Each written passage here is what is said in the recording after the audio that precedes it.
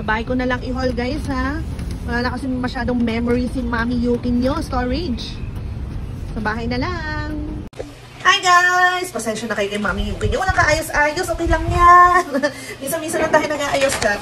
So galing ako sa SNR and Landers. Mag-vlog sana ako ng grocery ko. Kaya lang, full storage na si Mami Yuki nyo. Hindi na kinayanan. So ano na lang, grocery haul. So, random na lang to guys sa Landers and SNR. So, bumili ako ng gardenia. Hindi naman mawawala yan sa isang bahay. Hello, Nathan. Tapos, nakita ko to sa SNR. Hindi ko lang alam kung sa lahat ba ng branches ng SNR available. Tapos, lalagay ko na lang dyan yung video, yung ibang kulay na pagpipilian. Parang may anim yata. So, ito yung kulay. Interesado kayo. Pero ilan na lang eh. Tapos, may blue, may pink. Ayan. May ganyan. May green. Ayan. Ayan na yung mga kulay. Yeah, ayan lang. So, gusto ko na pink. And, siguro green. Parang yung blue.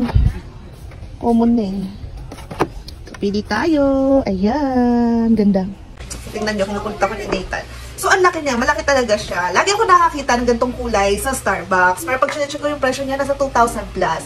So, bilang mami talaga, may pagkakuripot ako pagdating sa ganyan. So, sakto, yung pagkakita ko, nag-star-star yung aking mga mata. So, kinuha ko na siya. Since buy one, take one naman siya, 499.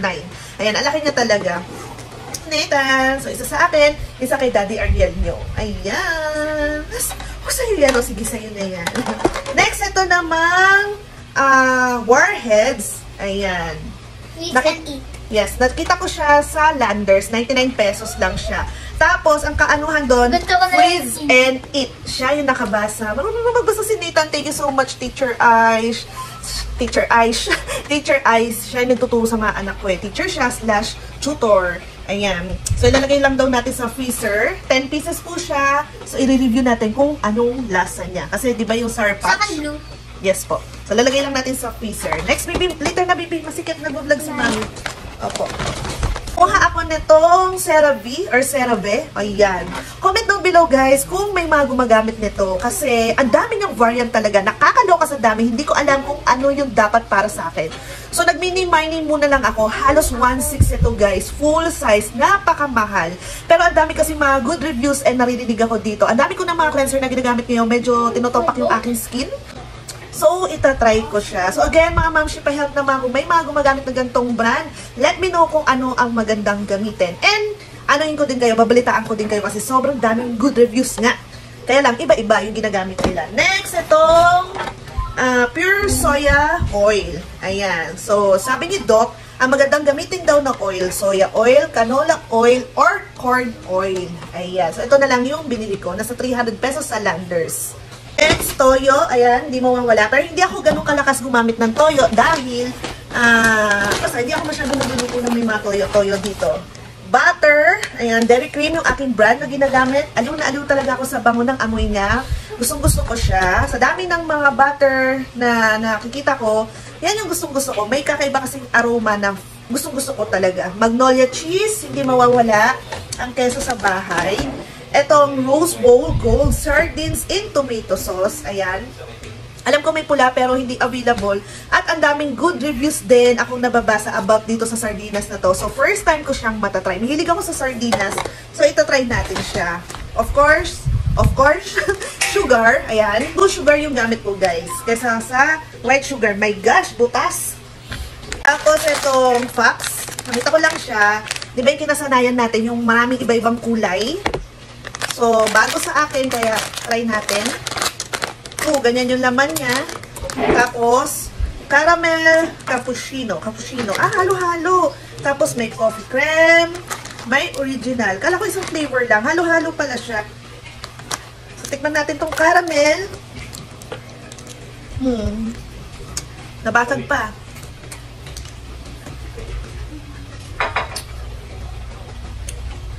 Masarap. Para siyang XO brand. Wait lang guys, tumapon yung asukal. Pero bago yun, ay kinukuha ni Hachi ko. Bumili ako ng rosemary. Kasi may gagawin akong recipe. Bakit? Sige nga, kinukulit ako. Meron ako nakita guys, buy one, take one. Choco Magic. Nasa 151 yata siya. So, dalawa nga kasi buy one, take one. Ayan. Mahilig yung mga bata yung bagong gising. Bigyan ko. Yan yung kinakain nila. Next, itong banana cornflakes. Made in Thailand naman siya. Naka 50% off. So, nasa 80 something lang siya. And strawberry. Ito try ko. Kasi lagi ko lang siya nakikita. Kaya lang, ayaw ko siyang tikman kasi hindi ako mahilig sa cereals. Ang cereals na kinakain ko lang, yung cornflakes, yung matamis-tamis parang honey, ganun. Pero since nakasin naman siya, itry na din natin. Eto, kumuha ako ng hotdog. Yung original niya. Tapos may free siyang lagayan. Parang baunan, ganun. So pag nakakita ako ng ganito, binibili ko na siya para makatipid din. Kasi syempre may free baunan ka na para sa mga kids. Or lagayan nyo ng ulam. Ayan. Ito for Ate Chloe kasi may ganito na yung blue for Nathan. Tapos kumuha rin ako ng Dutch meal para sa dalawang bata.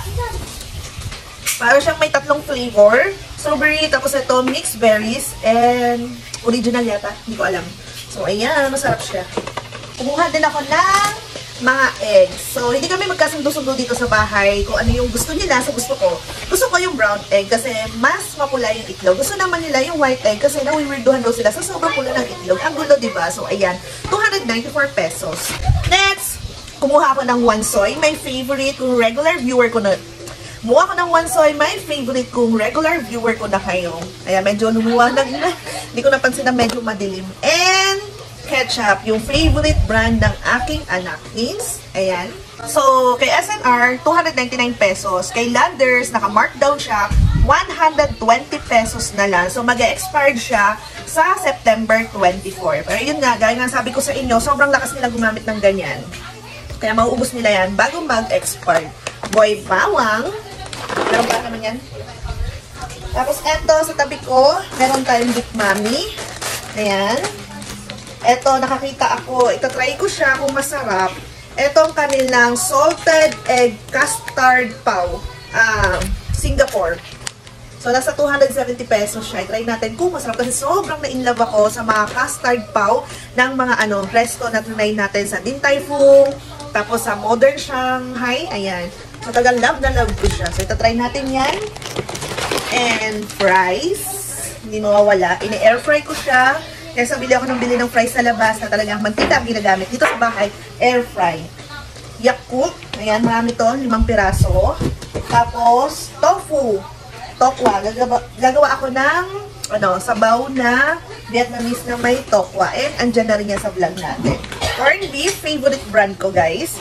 Ang Ranch House. Kumuha ko na isang original and isang chili garlic. Ayan. Hira lang, bumibili ako ng ganito, pero super duper bihira lang namin siyang kinakain. Siguro once a month, gano'n. And, ayan, mais na lata. Yun lang lahat guys, yung napamili ko sa grocery, yung mga legit na kailangan ko lang talaga. And itong pinapatungan ng ating tripod. Ayan guys, isang kahon ng Hana Dairy Milk Full Cream. Siya na yung pinakamura and ginagamit din siya sa mga coffee shop. Ayan, 85 pesos isa. Siya na guys, yung talagang pinakamura, yung iba, 141, 95. So, ayan yung itsura niya guys. Hirap buksan eh. So, ayan. So, yun lang lahat guys. Let me know kung gusto niyo yung mga ganitong content, yung nakikita niyo kung ano yung mga pinamimili namin sa grocery. Ayan. Kung gusto niyo, comment down below lang ha. So, yun lang muna. Bye!